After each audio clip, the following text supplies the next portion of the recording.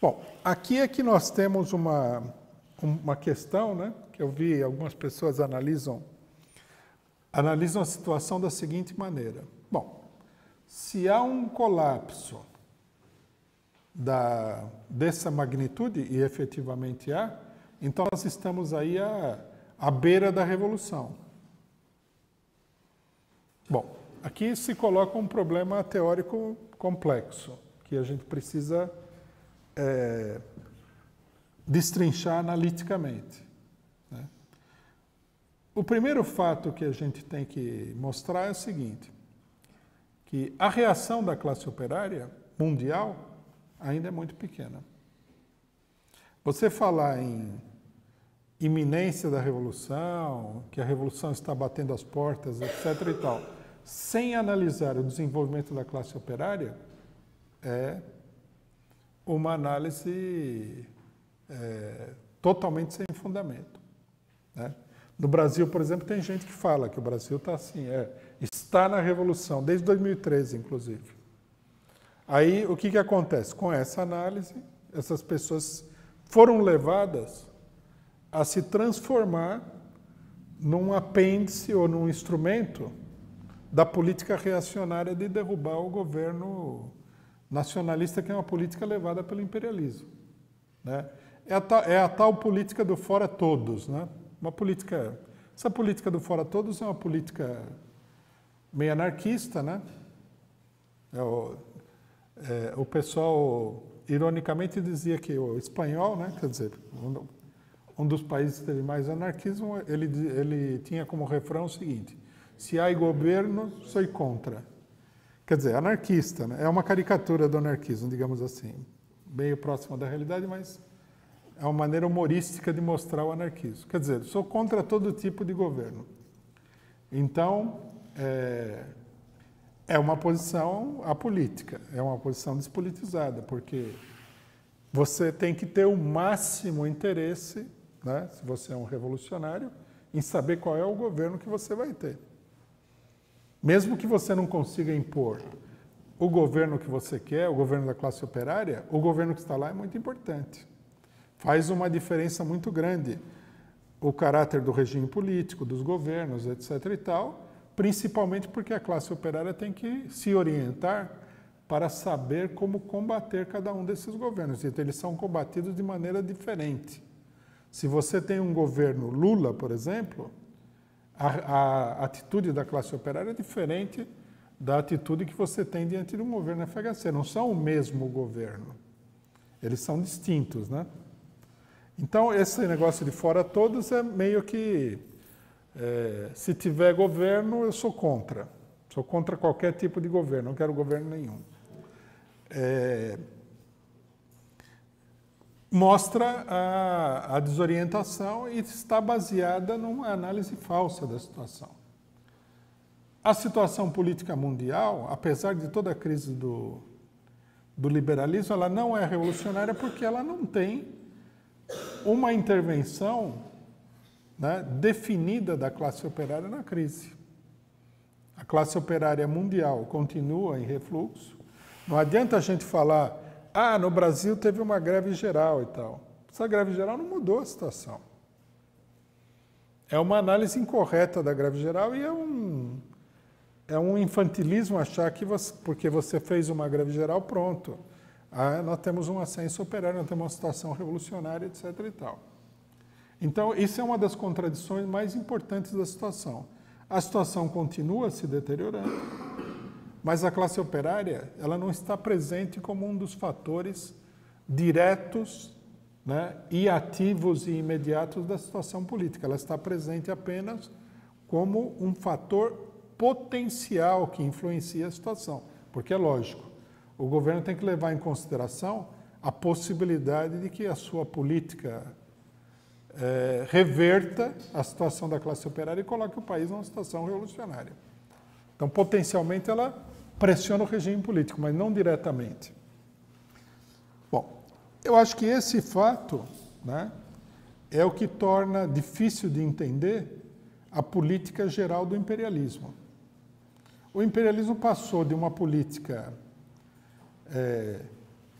autoritária na época do neoliberalismo, mais democrática no período em que vários países sofreram uma crise revolucionária, para uma política golpista, porque ele não consegue mais controlar o regime político e ele precisa controlar o regime político. Quer dizer, o golpismo, ele não é acidental. O golpe brasileiro, por exemplo, ele não é uma exceção na situação política. Ele não é um fator excepcional. Não, ele faz parte de uma política geral, constante, da burguesia, que vai se aprofundando. Ela vai sendo introduzida de maneira gradual, mas ela vai se aprofundando. Então, nós tivemos, por exemplo, vários casos de governos que foram derrubados na Europa do Leste, né? Em países, digamos assim, mais ou menos secundários e que têm importância puramente regional. Tchecoslováquia, Polônia, Hungria, Romênia, etc. e tal. Isso daí vem desde o começo. Mais recentemente, nós tivemos um outro caso, que já tinha sofrido esse tipo de coisa, mas um caso mais grave, que foi o caso da Ucrânia, onde, sob a cobertura de uma pseudo-mobilização popular, o imperialismo deu um golpe e derrubou o governo que tinha sido eleito. E, a partir daí, teve que estabelecer uma situação de ditadura. Depois nós tivemos nós tivemos um golpe no Egito, nós tivemos um golpe na Tailândia, nós tivemos um golpe em Honduras, nós tivemos um golpe no Paraguai, nós tivemos tentativas de golpe diversas na Venezuela, né? Nós tivemos uma intensa atividade golpista na Argentina, no Brasil, no Chile, no Equador, onde o golpe não foi bem sucedido,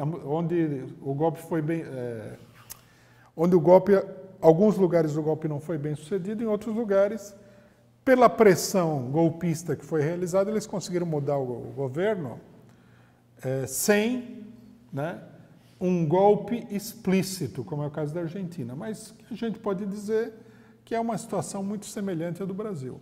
No Brasil, eles pretendiam ganhar a eleição, né? Subestimaram a capacidade de reação contra a iniciativa golpista na eleição de 2014, perderam a eleição e foram obrigados a derrubar o governo por um golpe. Nos Estados Unidos, nós estamos no meio de uma operação golpista. Não é difícil de perceber que o Trump vai sofrer aí um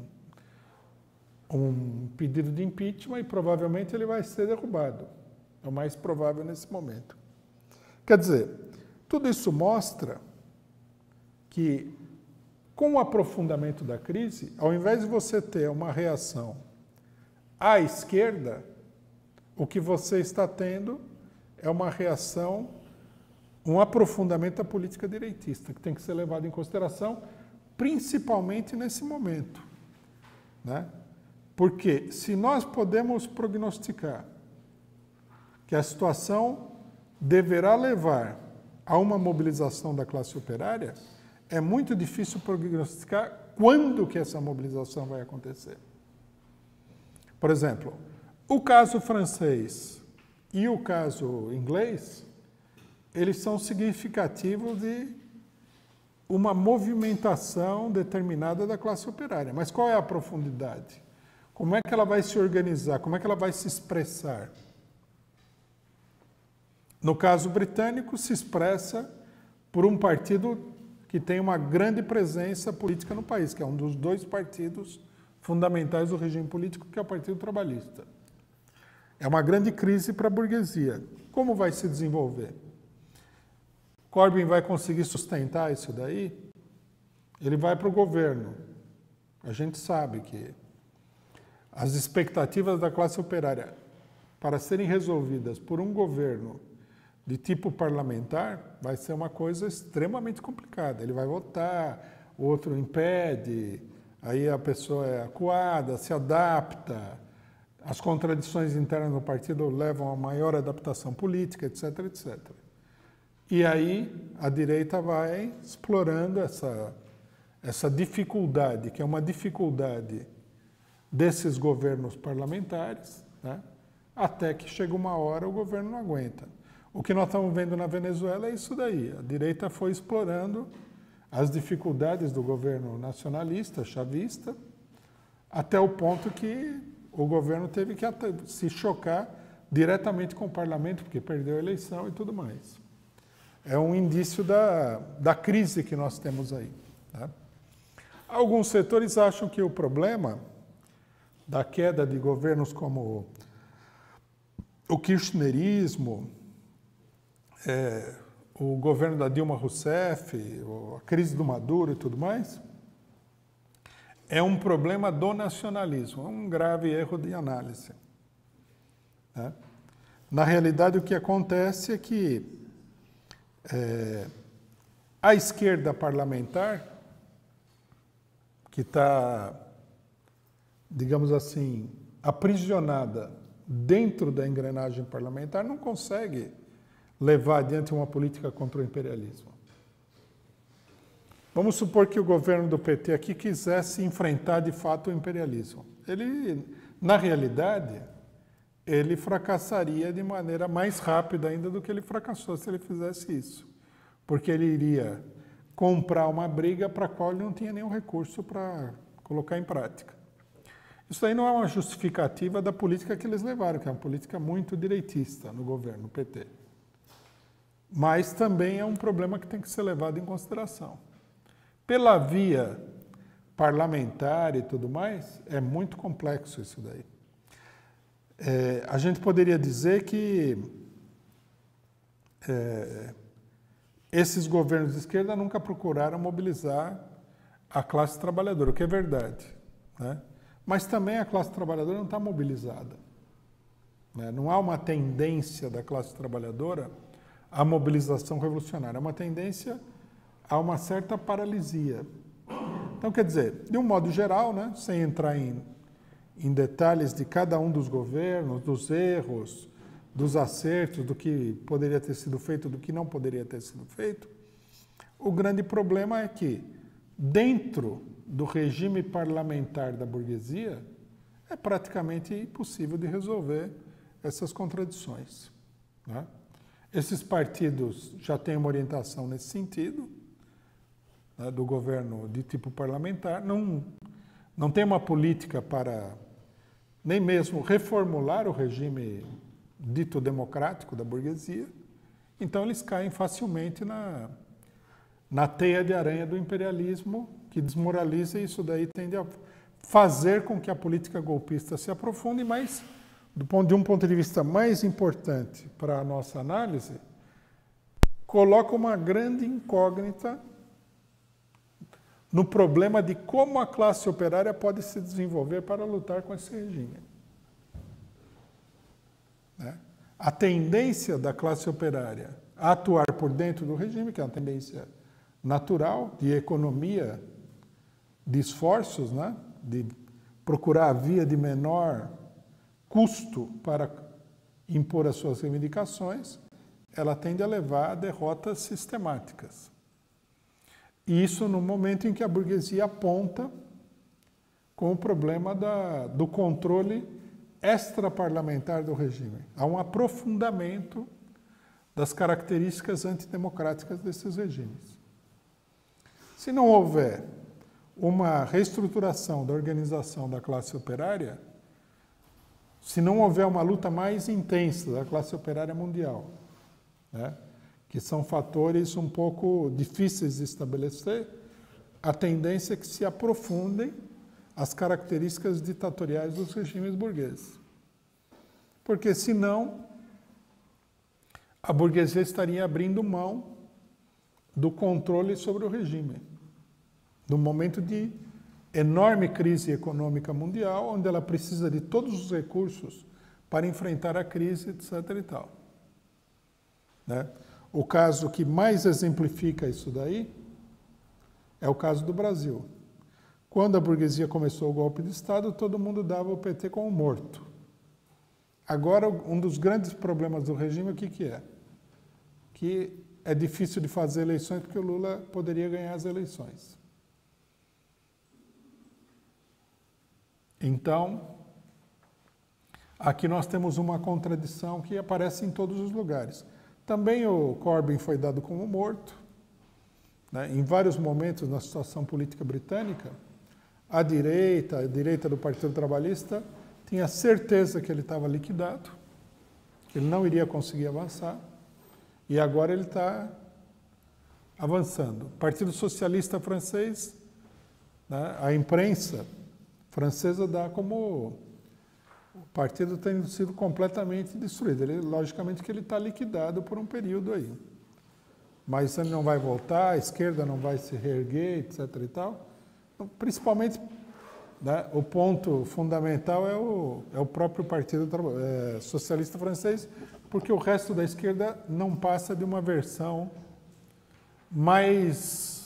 menor e mais medíocre do próprio Partido Trabalhista francês, o Partido Socialista francês. A gente tem que ver, inclusive, que na eleição nenhum outro partido de esquerda conseguiu ocupar o espaço deixado pelo Partido Socialista francês. Se você vê o mapa eleitoral, as vitórias da esquerda são minúsculas. Elas estão lá embaixo, é uma situação bastante complicada para a esquerda.